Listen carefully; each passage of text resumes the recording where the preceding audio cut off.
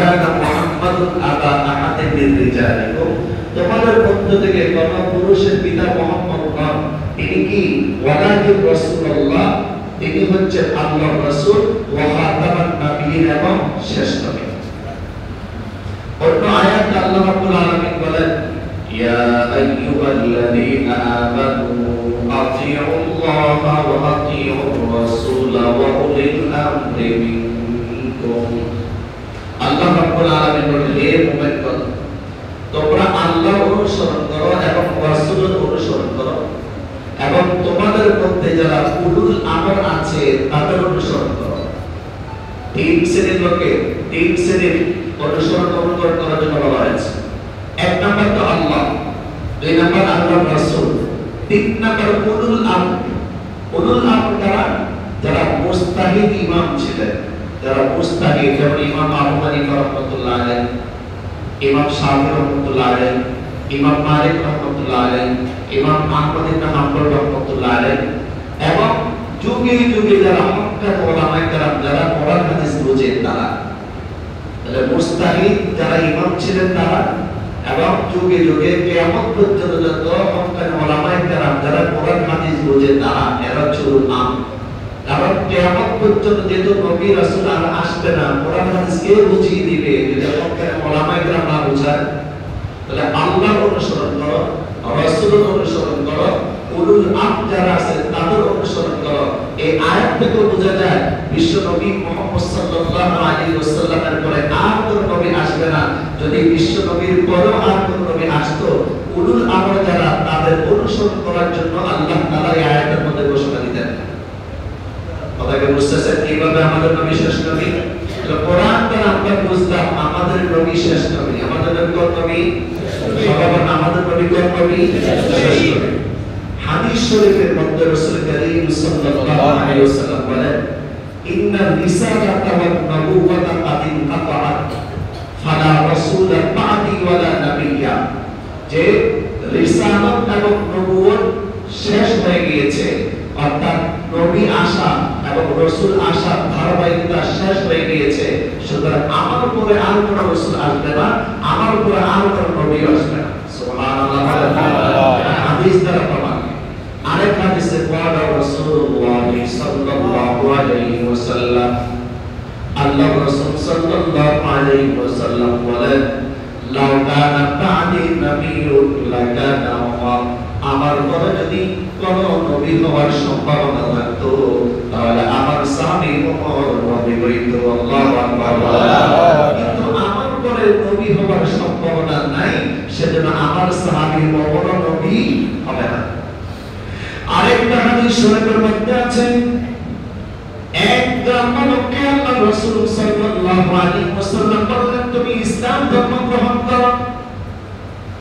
গ্রাম্য ব্যক্তিটা বলল, আমি তো তখন পর্যন্ত ঈমান আনবো না যতক্ষণ পর্যন্ত এই কুইশাবটা ঈমান আনবে না। লা আমানতু বিকা হাত্তা ইউমিনা হাদা তাকু, এই কুইশাব যতক্ষণ পর্যন্ত আপনাকে মানবে না, এই কুইশাব যতক্ষণ পর্যন্ত আপনার উপর ঈমান আনবে না, ততক্ষণ পর্যন্ত আমিও ঈমান আনবো না। কে বলল? এক গ্রাম্য লোক। এই লোককে আল্লাহ ইসলামের দাওয়াত দিয়েছিলেন। রাসূল কারীম সাল্লাল্লাহু আলাইহি ওয়াসাল্লাম কুইশাবকে প্রশ্ন করলেন, হে কুইশাব, বলো তুমি কার ইবাদত করো? সুবহানাল্লাহ বলেন। কুইশাব কি কথা বলতে পারে? মনের কথা বলতে পারে, কিন্তু আল্লাহর নবী তো নবীর তো মুজিজাত, কথা যদি করার শক্তি দান করে কুইশাব কথা বলতে পারবে কি পারবে না? পারবে। আল্লাহর নবী প্রশ্ন করলেন, হে কুইশাব, বলো তো তুমি কার ইবাদত করো?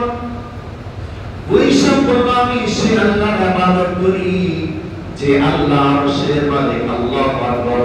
আল্লাহু আকবার। আমি সে আল্লাহর ইবাদত করি যে আল্লাহর সামর্থ্য রয়েছে জমিনে, যে আল্লাহর ক্ষমতা রয়েছে জমিনে, আমি এমন আল্লাহর ইবাদত করি। আল্লাহু আকবার। আল্লাহু আকবার। কুইশাব বলে, যে আল্লাহর রহমত জান্নাতে রয়েছে, যে আল্লাহর রহমতে ভরপুর জান্নাত, সে আল্লাহর ইবাদত আর বন্দেগী আমি করতে করতে থাকি, আমি সে আল্লাহর ইবাদত করি যে আল্লাহর আযাব হয়েছে জাহান্নামের মধ্যে। আল্লাহু আকবার বলে। আল্লাহু আকবার। কয়টা কথা বললো? চারটা কথা বলেছে। কি বললো? আমি কেমন আল্লাহর ইবাদত করি? যে আল্লাহ আরশের মালিক। আমি সে আল্লাহর ইবাদত করি যে আল্লাহ সাম্রাজ্য আর ক্ষমতা রয়েছে জমিনে। আমি সে আল্লাহর ইবাদত করি যে আল্লাহর রহমত রয়েছে জান্নাতে।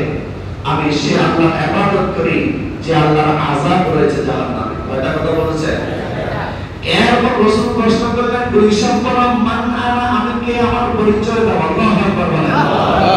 গুইশাম আরবি ভাষা বলে দিয়েছে, আনতা রাসূলুর রাব্বিল আলামিন ওয়া খাতামুন নবিয়্যিন। আপনারা হচ্ছেন রব্বুল আলামিনের পক্ষ থেকে প্রেরিত একজন রাসূল, আপনি হচ্ছেন খাতামুন নবিয়্যিন। আল্লাহু আকবার। আমাদের নবীর পরে আর কোন নবী নেই। এই শব্দটা একটা গুইশাম দিয়েছে, বর্ণবাণীও শব্দ দিয়েছে। বিশ্বনবী মুহাম্মদের পরে আর কোন নবীর আগমন করবে না। কিন্তু গোলাম মাহমুদ কাদিয়ানী আর তার অনুসারীরা বুঝলো না, তারা কত বড় বেকুব বলে বিশ্বনবীর পরে আরেকজন নবী আছে, যে নবীর নাম হলো গোলাম মাহমুদ কাদিয়ানী। নাউজুবিল্লাহ। আসলে গোলাম মাহমুদ কাদিয়ানী তার নবী নন, তিনি যে নবী নন তার নাম দ্বারা বোঝা যায়। কারণ আদম আলাইহিস সালাতু ওয়াস সালাম থেকে শুরু করে বিশ্ব নবী পর্যন্ত যত নবী রাসূল আসছেন, সব নবী রাসূলের নামগুলো হচ্ছে এক শব্দে। যেমন আদম নবীর নাম এক শব্দে, নূহ নবীর নাম এক শব্দে, ইদ্রিস নবীর নাম এক শব্দে, মূসা আলাইহিস সালাতু ওয়াস সালামের নাম এক শব্দে, ঈসা আলাইহিস সালাতু ওয়াস সালামের নাম এক শব্দে। আমার নবী আপনার নবীর নাম মুহাম্মদ অথবা আহমদ, আহমদও এক শব্দে, মুহাম্মদও এক শব্দে। এমন কোন আপনি নবী পাবেন না যে নবীর নাম দুই শব্দে। কিন্তু বলেন তো, গোলাম আহমদ এটা এক শব্দ না দুই শব্দ? বুঝা গেল? তার নামে বলে দে এই গোলাম আহমদ আসলে কোন সত্য নবী নয়, বরং তিনি হচ্ছে মিথ্যা এবং ভণ্ড নবী। ঠিক কিনা জোরে বলেন? এই নামটা আমরা বুঝলাম। বিশ্ব নবীর নাম কি? জোরে বলেন। বিশ্ব নবীর নাম কি? সবাই বলেন, বিশ্ব নবীর নাম কি? গোলাম মাহমুদ কাদিয়ানী কোন আখিরে ঘুমাতে পারে না। তিনি কোন নবীর দাবি করাটাও একটা মিথ্যা দাবি করেছে। সুতরাং এই কথাটাকে যারা বিশ্বাস করবে তার ঈমান সাথে সাথে চলে যাবে। বলেন নাউযুবিল্লাহ। তাহলে আমরা তার নাম দ্বারা বুঝলাম সে আসলে কি নয়, নবী। এক নম্বর প্রমাণ, গোলাম আহমদ কাদিয়ানী নবী না, এটা এক নম্বর প্রমাণ। দুই নম্বর প্রমাণ, সে যে নবী নয়। যত নবী রাসূল আসছিলেন সমস্ত নবী রাসূলকে আল্লাহ রাব্বুল আলামিন ইখতিয়ার দিয়েছিলেন মৃত্যুর আগে, যে আপনি ইচ্ছে করলে দুনিয়াতে থাকতে পারবেন, ইচ্ছে করলে আখিরাতে চলে যেতে পারবেন, আল্লাহর সামনেতে চলে যেতে পারবেন। মা মিন নাবিয়্যিন ইয়ামুতু ইল্লা খুয়িরা বাইনাদ দুনিয়া ওয়াল আখিরাহ। নবী করিম সাল্লাল্লাহু আলাইহি ওয়াসাল্লাম বলেন, এমন কোন নবী নেই যে নবীকে দুনিয়া এবং আখিরাতে দুটোর মাঝে কোনটা ইখতিয়ার করবেন ক্ষমতা দেওয়া হয় নাই। কথা কি বুঝতেছেন? প্রত্যেক নবীকে বলা হয়েছে আপনি কি দুনিয়াতে থাকবেন নাকি আখিরাতে আল্লাহ দরবারে চলে যাবেন, কোনটা? এই ইখতিয়ারটা দেওয়া হয়েছে। গোলাম আহমদ কাদিয়ানীকে এই ইখতিয়ার দেওয়া হয় নাই। বুঝা গেল? সে নবী না। এখন কোন কোন নবীকে ইখতিয়ার দেওয়া হয়েছে তা আমাদের বুঝতে হবে না? কি বলেন? বুঝতে হবে তো?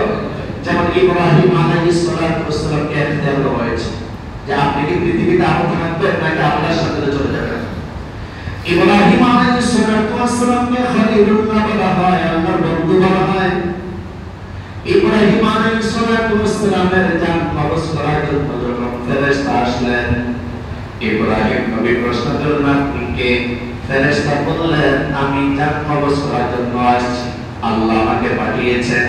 ইব্রাহিম নবী বললেন, আমাকে তো খলিলুল্লাহ বলা হয়, আল্লাহর দোস্ত বলা হয়। তাহলে এমন কেমন দোস্ত যে দোস্ত তার দোস্তের জান দিতে চায়? ফেরেশতাকে আল্লাহকে বলেন, আল্লাহ কথাটা বলেছি, আপনি কেমন বন্ধু, যে বন্ধু বন্ধুর প্রাণ নিতে চায়। আল্লাহ রাব্বুল আলামিন ফেরেশতাকে বললেন, তুমি গিয়ে আমার খলিলকে বলে দাও সে কেমন দোস্ত, যে দোস্ত আরেক দোস্তের কাছে আসতে চায় না। সুবহানাল্লাহ, সুবহানাল্লাহ। কেমন দোস্ত? ফেরেশতা যখন ইব্রাহিম নবীকে সেই কথাটা বললেন, ইব্রাহিম নবী ফেরেশতাকে জান কবজ করার জন্য অনুমতি দিয়ে দিলেন। আল্লাহু আকবার। হযরত জাকারিয়া আলাইহিস সালাতু ওয়াস সালামকে ইহুদিরা দৌড়া দিল পিছনের দিক থেকে, পিছন দিকে ইহুদিরা দৌড়ায়, আর জাকারিয়া আলাইহিস সালাতু ওয়াস সালাম সামনের দিকে দৌড়ায়। যাইতে যাইতে বিশাল বন জঙ্গল, বিশাল একটা গাছ। আল্লাহ রাব্বুল আলামিনের হুকুম অনুযায়ী গাছটা ফাঁক হয়ে গেল। জাকারিয়া আলাইহিস সালাতু ওয়াস সালাম গাছের ভিতরে ঢুকে গেলেন, আর গাছটা আগের মতো হয়ে গেল।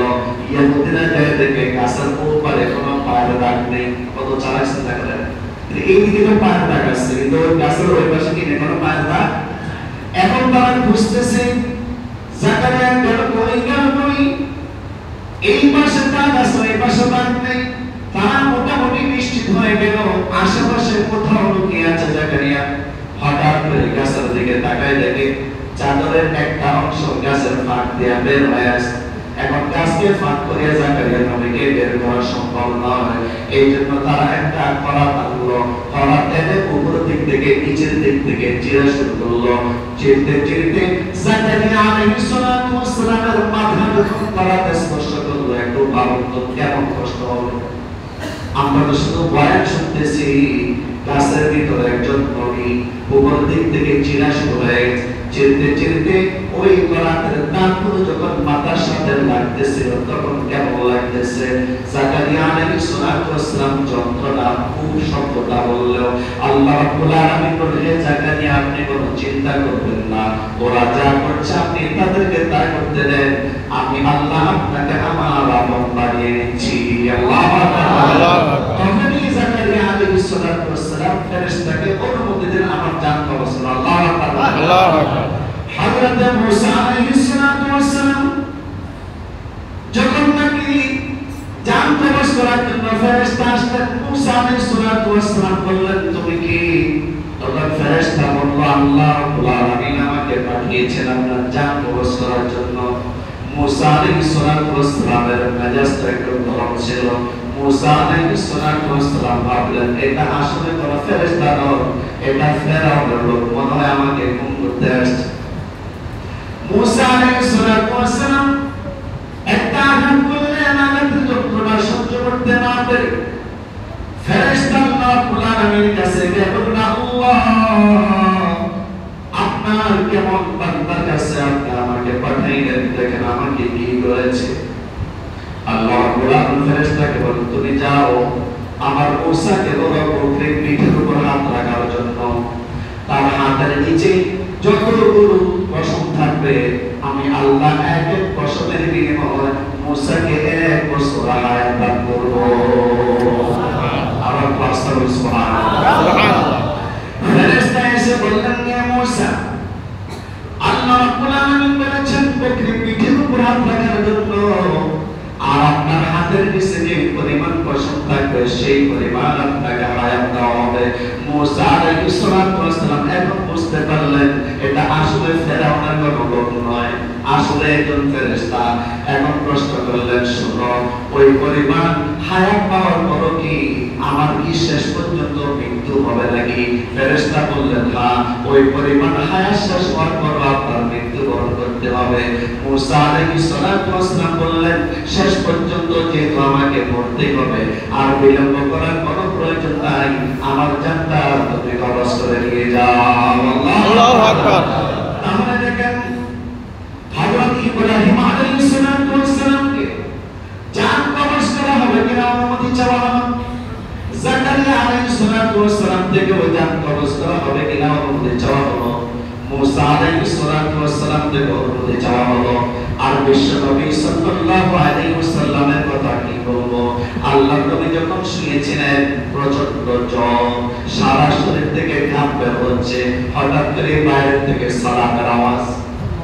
আল্লাহর নবী ফাতেমাকে বললেন, ফাতেমা বাইরে সালাতের আওয়াজ শুনতে পেলাম দেখো তোকে ফাতেমা রাদিয়াল্লাহু তাআলা আনহা দরজাকে দেখেন নিশাদক বা একজন মানুষ এর চেহারা মক্কা কোন মদিনা কোন মানুষের সাথে মিল পাওয়া যায় না এই জমিনের কোন মানুষের সাথে কোন মিল পাওয়া যায় না নবীকে বললেন বাবা এত প্রিয় আকারের মানুষ আমি জীবনে দেখি নাই পৃথিবীর মানুষের মতো মনে হয় না এমন কেন আল্লাহ নবী বললেন ফাতেমা এটা কোনো মানুষ না এটা হচ্ছে মালাকুল মাউত হযরত ফাতেমা রাদিয়াল্লাহু তাআলা আনহা বললেন বাবা আপনার শরীরে প্রচন্ড জ্বর এই মুহূর্তে আজরাইল কেন আসলো মালাকুল মাউত কেন আসলো আমার বুঝে আসে না আমি এখন দরজাটা বন্ধ করে দেব ফেরেশতাকে ঢুকতে দেব না আপনার জান কবজ করার জন্য দেব না আল্লাহ বললেন ফাতেমা শোনো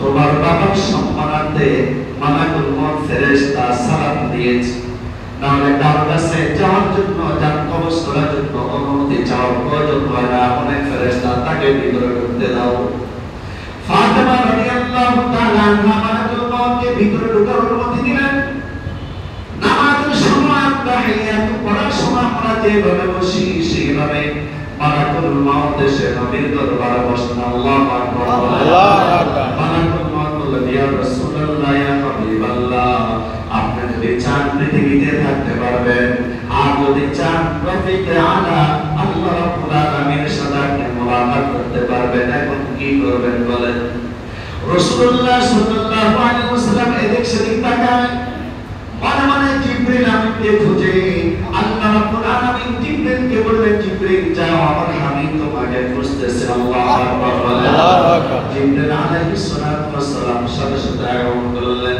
আল্লাহ নবী বললেন মালাকুল মউত আমাকে ইখতিয়ার দিয়েছে ইচ্ছে করলে পৃথিবীতে থাকতে পারবো ইচ্ছে করলে চলেও যেতে পারবো আমি কি করব হযরত জিবরিল আলাইহিস সালাতু ওয়াস সালাম আয়াত তেলাওয়াত করলেন ইন্নাকা মাইতু ওয়া ইন্নাহুম মাইতুন আল্লাহু আকবার ইন্নাকা মাইতুন নবী আপনি মরণশীল ওয়া ইন্নাহুম মাইতুন ইসলামের দাওয়াত দিতে গিয়ে যারা আপনাকে কষ্ট দিয়েছে কাফের মুশরিকরাও মরণশীল এই মরণের ব্যাপারে যখন আয়াতটা জিবরিল আমিন তেলাওয়াত করলেন আল্লাহর নবী বুঝতে পারলেন জিবরিলের পরামর্শ হলো দুনিয়া থেকে চলে যাওয়া আল্লাহর দরবারে চলে যাওয়া আল্লাহর নবী চোখের পানি ছেড়ে দিলেন জিবরিল আমিন প্রশ্ন করলেন ইয়া রাসূলুল্লাহ ইয়া হাবিবাল্লাহ আপনি কেন কাঁদতেছেন রাসূল কিছু বলেন না জিবরিল আমিন বললেন ইয়া রাসূলুল্লাহ ইয়া হাবিবাল্লাহ আপনি কি ফাতেমার জন্য কাঁদছেন নবী বললেন না না আমি ফাতেমার জন্য কাঁদছি না জিবরিল আমিন প্রশ্ন করলেন আপনি কি হাসান এবং হুসাইন আদরের দুই নাতির জন্য কাঁদছেন নবীজি বললেন না না আমি আমার আদরের দুই নাতির জন্য কাঁদছি না তাহলে আপনি কাঁদছেন কেন রাসূলুল্লাহ সাল্লাল্লাহু আলাইহি ওয়াসাল্লাম বলেন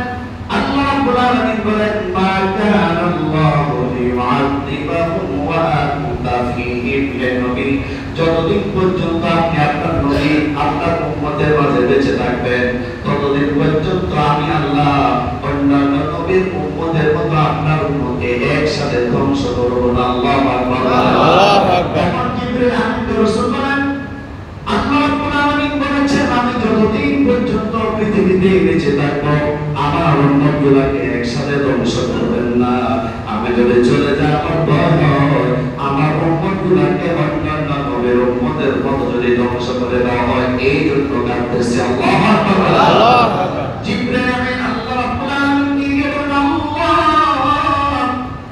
আপনার উম্মতের জন্য আপনার হাবিব কোন কাঁদতেছে আপনার হাবিব আপনার নবী তার উম্মতের জন্য কান্নাকাটি করতেছে আল্লাহ রাব্বুল আলামিন বলেন জিবরিল আমার হাবিবকে বলো আর যেন না কাঁদে কারণ আমার হাবিবের কান্না আমি আল্লাহ সহ্য করতে পারি না আমি আমার হাবিবকে অনেক কাঁদিয়েছি পৃথিবীতে আসার আগে আমার হাবিবের পিতাকে আমি আল্লাহর কাছে নিয়ে আসলাম মাত্র 6 বছর বয়সে তার মাকে আমি নিয়ে আসলাম তার কিছুদিন পর তার দাদাকে আমি নিয়ে আসলাম তার কিছুদিন পর তার চাচাকে আবু তালেবকে আমি নিয়ে আসলাম আমি এতিম অবস্থা অনেক কান্না করেছে আমার হাবিবকে, আর কান্না করার কোনো প্রয়োজন নাই।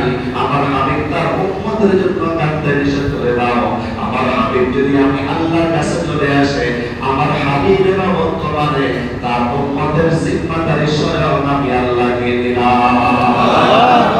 তাহলে দেখেন বিশ্বনবী মুহাম্মদ সাল্লাল্লাহু আলাইহি ওয়াসাল্লাম কেউ ইখতিয়ার দিয়েছেন কিনা? আল্লাহ দিয়েছেন কিনা? তাহলে চারজন নবীর কথা বললাম, চারজন নবীকে আল্লাহ রাব্বুল আলামিন পৃথিবীতে থাকা এবং না থাকার ইখতিয়ার দিয়েছেন কি দেন নাই? গোলাম আহমদ কাদিয়ানিকে ইখতিয়ার দেওয়া হয়নি। কিভাবে? তার মরণ হয়েছে পাকিস্তান লাহোর শহরের কোন এক বাথরুমে। কোথায়? কোথায় বাথরুমে? বাথরুমে, বাথরুমে। সেই জন্য স্বাভাবিক রুমে বলে নাই, বাথরুমে বলে মারা গেছে। এখন বলেন তাকে যদি আল্লাহর পক্ষ থেকে এই ইখতিয়ার দেওয়া হইতো যে তুমি কি পৃথিবীতে থাকবা নাকি আল্লাহর কাছে চলে যাবা, সে তো কমাস মর্যাদা বলতো যে আমি আগে বাথরুম থেকে বাইরে হই, আমি আমার বেডরুমে যাই, তারপর সেখানে জানিয়ে দিচ্ছি, নাকি? কথা বুঝতেছেন না? সেটা এটা বলতো যে আমি আগে বাথরুম থেকে বের হই, তারপর আমি বলতেছি যে আমি কি আল্লাহর দরবারে চলে যাবো নাকি পৃথিবীতে থাকবো। সে মারাই গিয়েছে বাথরুমে, বুঝলে তাকে ইখতিয়ার দেওয়া হয় নাই। আরেকটা প্রমাণ, 3 নম্বর প্রমাণ, গোলাম আহমদ কাদির যে নবী নয়। আল্লাহ রাব্বুল আলামিন আদম আলাইহিস সালাতু ওয়াস সালাম থেকে শুরু করে বিশ্বনবী পর্যন্ত যত নবী রাসূল পাঠিয়েছিলেন, সমস্ত নবী রাসূল যেখানে ইন্তেকাল করেছেন সে সেখানে সমাহিত হয়েছে। কি বললাম? সমস্ত নবী রাসূল যেখানে ইন্তেকাল করেছেন তার কবরও সেখানে হয়েছে। গোলাম আহমদ কাদিয়ানি মারা গেছে পাকিস্তান লাহোর শহরে, আর তার কবর হয়েছে ভারতের গুরুদাসপুর জেলার কাদিয়ান নামক এলাকা। আপনারা বলেন মরছে কোথায়? পাকিস্তানে। কবর হয়েছে কোথায়? ভারতে। কোন জেলায়? এই কাদিয়ান নামক এলাকা। এগুলোকে কাদিয়ানি বলি আমরা। কাদিয়ান একটা গ্রামের নাম। এই গ্রাম থেকে সম্বোধন করি কাদিয়ানি শব্দটা বলা হয় থাকে। তো সমস্ত নবী রাসূল যেখানে ইন্তেকাল করেছেন সেখানে তার কবর হয়েছে। কিন্তু গোলাম আহমদ কাদিয়ানি মরেছে পাকিস্তান, কবর হয়েছে ভারতে। এটা থেকে বোঝা গেল সে আসলেই কোনো নবী না। এইজন্য আমরা কোরআন থেকে বুঝলাম আমাদের নবী মুহাম্মদ সাল্লাল্লাহু আলাইহি ওয়াসাল্লাম শেষ নবী। আমরা হাদিস থেকে বুঝলাম আমাদের নবী শেষ নবী, এবং আমরা এটাও বুঝলাম আমাদের নবীর পরে যত নবী আসবে দাবি করবে তারা সবাই মিথ্যাবাদী, তারা সবাই ভণ্ড নবী, তারা কোনো সত্য নবী হইতে পারে না। গোলাম আহমদ কাদিয়ানি যে নবী নয় তার আরেকটা প্রমাণ হচ্ছে যে ইজমাউস সাহাবা, সমস্ত সাহাবায়ে কেরাম একমত পোষণ করেছেন যে গোলাম আহমদ কাদিয়ানি মিথ্যা নবী। গোলাম আহমদ কাদিয়ানি কোন নবী? মিথ্যা নবী। রাসূল করিম সাল্লাল্লাহু আলাইহি ওয়াসাল্লামের জামানাতে এরকম মিথ্যা নবী দাবিদার অনেক বের হয়েছিল, তাই না? বের হয়েছিল। একটা বলেছিল মুসলিমুল কাজ্জাব, সে যখন নবী দাবি করলো আল্লাহ রাসূল যুদ্ধ ঘোষণা করলেন, কিন্তু যুদ্ধ সমাপ্তির আগে আগে রাসূল দুনিয়া থেকে চলে গেলেন। আর এটা সমাপ্তি ঘটেছে হযরত আবু বকর সিদ্দিক রাদিয়াল্লাহু তাআলার জামানায়। ওই সময়ের মধ্যে 40,000 অনুসারী হয়ে গেছিল মুসলিমুল কাজ্জাব। নাউজুবিল্লাহ বলেন। কত হাজার? 40,000। আর তখন 1200 সাহাবী, 1200 সাহাবী ও 40,000 যারা মুরতাদ হয়ে গিয়েছিল তাদের বিরুদ্ধে যুদ্ধ ঘোষণা করে নাই, শুধু বরং যুদ্ধে তারা জড়িয়ে গিয়েছে। কত হাজার সাহাবী? 1200। 1000 তার মানে 1200, আর ওরা কত? 40,000। আর ওই যুদ্ধের মধ্যে 28,000 লোক মারা গেছে। ওই 28,000 এর মধ্যে মুসাইলামুল কাজ্জাব এই লোকটাও ছিল। 28,000 মধ্যে কে ছিল? কে ছিল? মুসাইলামুল কাজ্জাব, যে নবী দাবি করেছিল সেও ছিল। তার অনুসারে চলে গেল। কিন্তু দুঃখের বিষয় হলো এত বড় ঘটনার পরে আর অনেক পরে এসে এই ভারতের এই লোকটা নবী বলে দাবি করলো। এখন আমাদের দেশে কত সরকার আসে যায়, কোন সরকার এই পর্যন্ত ঘোষণা করার সাহস পায় নাই যে গোলাম আহমদ কাদিয়ানি এবং তার অনুসারীরা কাফের, এই ঘোষণাটা দেওয়ার এখন সাহস হয় নাই। কেন সাহস হয় নাই? এরা আসলে ক্ষমতাই বুঝে, এরা ইসলাম কি এটা বুঝে না। নবীকে এটা বুঝে না, শেষ নবীর নামও অনেক বড় বড় নেতারা বলতে পারে না, ঠিক কিনা তো গোলাম আহমদ কাদিয়ানীকে শেষ নবী তারা কিভাবে ঘোষণা করবে? অথচ এটা সুন্দর একটা মাসআলা। গোলাম আহমদ কাদিয়ানীকে যারা নবী বলে বিশ্বাস করবে এবং গোলাম আহমদ কাদিয়ানী নবী কিনা সন্দেহ করবে, সবাই কাফের। কি বললাম? গোলাম আহমদ কাদিয়ানীকে যারা নবী বলে স্বীকার করবে তারা কি কাফের। আর গোলাম আহমদ কাদিয়ানী নবী কি নবী নাই বলে যারা সন্দেহ করবে, বাবা হয়তো বলে গোলাম আহমদ মনে হয় নবী, এই সন্দেহ করিয়ে যে বলবে সে কি হবে? তার মানে আমাদের নবীকে শেষ নবীরা বিশ্বাস করতে হবে। আমাদের নবীদের শেষ নবী এই বিষয়ে সামান্যতম সন্দেহ করবে যে আমাদের নবী শেষ নবী কিনা, আমাদের নবীর পরে আরেকজন নবীর নাম শুনে গোলাম আহমদ কাদিয়ানী সে নবী কিনা, এই ধরনের সন্দেহ যারা করবে তারা সরাসরি কাফের। নাউযুবিল্লাহ বলেন। এখানে ইমাম আবু হানিফা রাহমাতুল্লাহ আলাইহির কাছে একটা লোক এসে বলল যে আমি নবী। নাউযুবিল্লাহ বলেন। ইমাম আবু হানিফা রাহমাতুল্লাহ আলাইহি ওই মিথ্যা দাবিদার নবী বলল, ইমাম আবু হানিফা আমি যে নবী আপনি যদি বলেন তাহলে আমি একটা মুজিজা এখন দেখাই। দেখেন নবীতে তো মুজিজা আছে, আর সে প্রত্যেক মানুষ সে জানে। সে ইমাম আবু হানিফা বলল আমি নবী, আপনি যদি বলেন তাহলে আমি যে নবী একটা মুজিজা দেখাবো। ইমাম আবু হানিফা রাহমাতুল্লাহ আলাইহি আচ্ছা দেখাও তো, এই কথা বলেন না। ভালোভাবে কি বলেন যে তুমি যে নবী একটা মুজিজা দেখাও তো, এই কথাটা তিনি বলেন না। তিনি কি করলেন? উপস্থিত জনতাকে একটা মাসআলা বললেন, যদি কোনো ব্যক্তি বলে আমি নবী এবং আমি যে নবী এর উপর আমি একটা মুজিজা দেখাবো, প্রতি উত্তরে কোনো ব্যক্তি যদি বলে আচ্ছা মুজিজা দেখাও, আচ্ছা মুজিজা দেখাও, এই কথাটা যে বলবে সেও কাফের হয়ে যাবে। সুবহানাল্লাহ বলেন। কারণ কি? আচ্ছা মুজিজা দেখাও এই কথাটার বলা অর্থ হচ্ছে মা কানা মুহাম্মাদুন আবা আহাদিন মিন রিজালিকুম ওয়ালাকিন রাসূলুল্লাহ ওয়া খাতামান নাবিয়্যিন। আল্লাহ যে কোরআনে ঘোষণা করেছে মুহাম্মদ শেষ নবী, আর এই কথার মধ্যে সন্দেহ করেছে, এই জন্য তো বলেছে যে আচ্ছা দেখাও তো মুজিজা। কথা কি পরিষ্কার হয়েছে আপনাদের? এইজন্য গোলাম আহমদ কাদিয়ানী বলতে নবী হইতো তো পারে, যে সন্দেহ যদি করিয়ে বলে যে সে নবী, তাহলে তার ঈমান থাকবে না যাবে? কারণ কি জানেন? পবিত্র কোরআনকে পুরো কোরআনকে অস্বীকার করার কোনো প্রয়োজন নাই কাফের হওয়ার জন্য।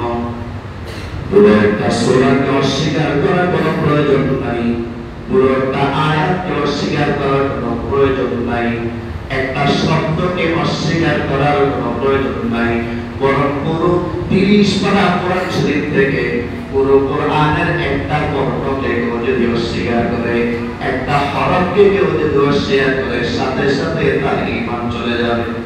যেমন পবিত্র কোরআন অনেক সূরার শুরুতে হরফগুলো আছে, যেমন নুন এটা একটা হরফ, এটা কোনো শব্দ নয়।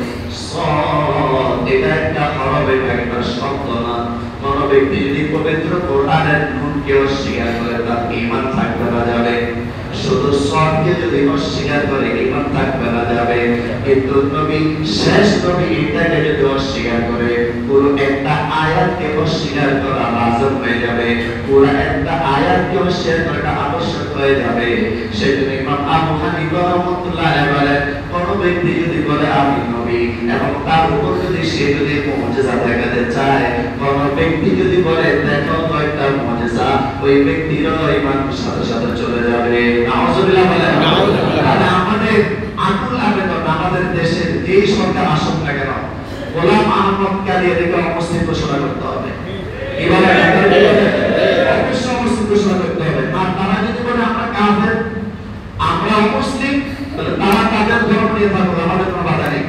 যেমন আমাদের দেশে হিন্দুরা বসবাস করে, বৌদ্ধরা বসবাস করে, কারণ আমাকে কিছু বলে কিছু বলে না, তো তারাও বলেন যে আমরা মুসলিম, বাস অমুসলিম হিসেবে তারা বসবাস করো, আমাদের কোনো বাধা থাকবে না, কোনো আপত্তি থাকবে না। কিন্তু আমাদের আপত্তি হচ্ছে তারা ইসলামের নাম দিয়ে মুসলমানদেরকে ধোঁকা দিচ্ছে কেন? তারা কেন বলে যে আমরা মুসলমান? তারা তো মুসলমান না, তারা কাফের। তাদের দাবির মধ্যে আমাদের আপত্তি আছে। তারা মুসলমান বলিয়া নবীকে অস্বীকার করবে, অথচ তারা কাফের। আর কিছু মানুষ ইসলাম সম্পর্কে জ্ঞান না থাকার কারণে তাদের দলে গিয়ে যোগ দেবে। এই বিশৃঙ্খলা আমাদের দেশে চায় না। এজন্য আমাদের যতগুলো মানুষ আছে, নারী এবং পুরুষ, সবার একটা দাবি থাকবে, যে সরকারের ক্ষমতা থাকুক না কেন, এই গোলাম আহমদ কাদিয়ানী এবং তার অনুসারীদেরকে সরকারিভাবে